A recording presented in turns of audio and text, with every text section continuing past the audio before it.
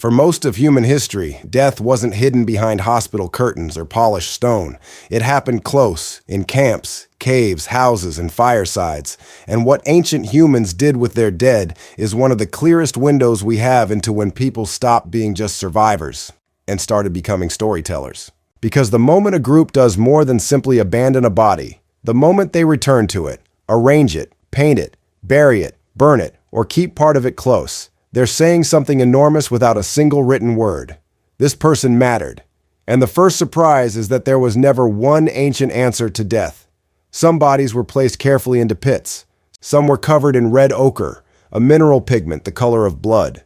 Some were buried with tools, beads, antlers, or carved ivory.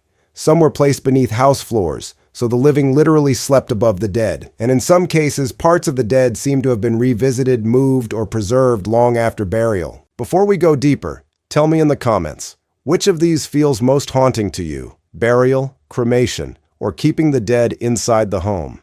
Now, archaeologists are cautious here, because proving an intentional burial is hard.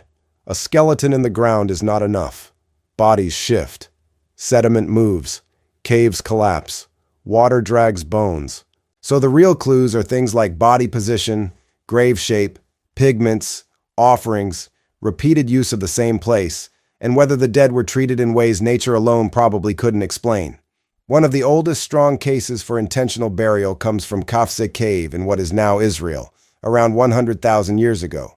There, early Homo sapiens were found with red ochre and deliberate placement that suggests these were not random remains. That matters because ochre is not food, not shelter, not a weapon. It's symbolic. Once people start putting symbolic material with the dead, the act is no longer just practical disposal. It begins to look like ritual, memory, maybe even belief. But Homo sapiens may not have been alone in this. Neanderthals also seem to have treated their dead in special ways. At Shanidar cave in Iraq, multiple bodies were placed in the same area over time, near a prominent rock, suggesting this cave may have been revisited as a place for the dead. Researchers are careful not to leap too far. Even now, they debate whether the bodies were placed in dug graves or natural hollows. But that caution makes the evidence more interesting, not less. Because even the restrained conclusion is powerful. Neanderthals may have had repeated mortuary behavior, returning to specific places and deliberately depositing bodies there. That means death may already have been social, not merely biological. And that changes the entire stereotype. The old version of prehistory imagines brutal, emotionless survival. The archaeological version looks stranger and more human. These people may have mourned. They may have marked places. They may have created zones where the dead remained part of community life. If this is changing the way you picture the Stone Age, hit like, because the next examples make ancient death feel less primitive and far more deliberate.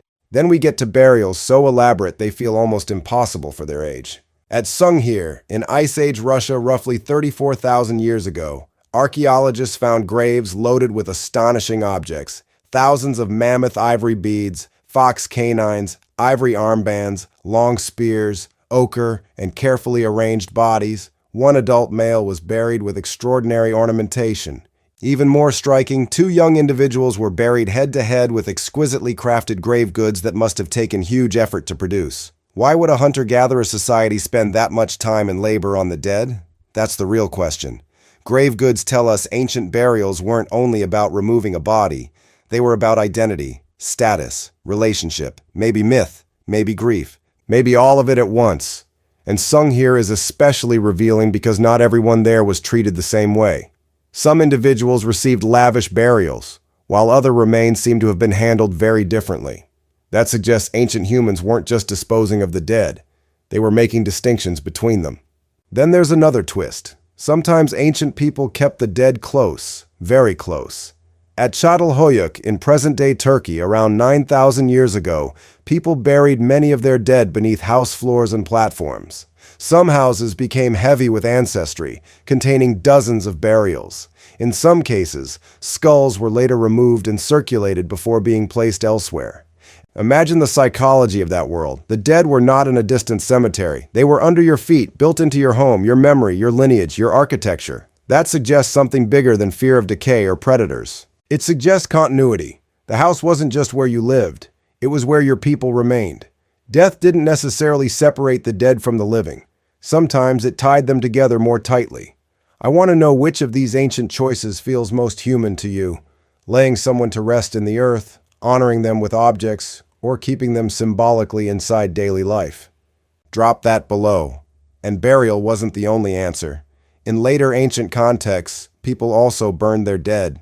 Evidence from Malawi shows a carefully prepared cremation pyre for an adult woman around 9,500 years ago, with signs of planning, resource gathering, and repeated use of the site for mortuary activity. Fire changes the meaning of death. Burial preserves location. Cremation transforms the body in front of the community. One anchors memory to place, the other turns the farewell itself into an event.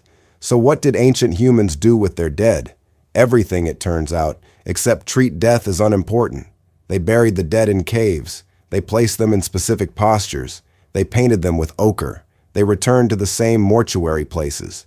They buried some with wealth and others without it. They kept ancestors beneath their homes. They removed skulls. They built pyres. And through all of it, one pattern keeps appearing. The dead were used to organize the living. That may be the deepest answer of all. Mortuary rituals are not only about what happens to a body. They tell a group who they are, where they belong, who matters, what continues, and what must never be forgotten.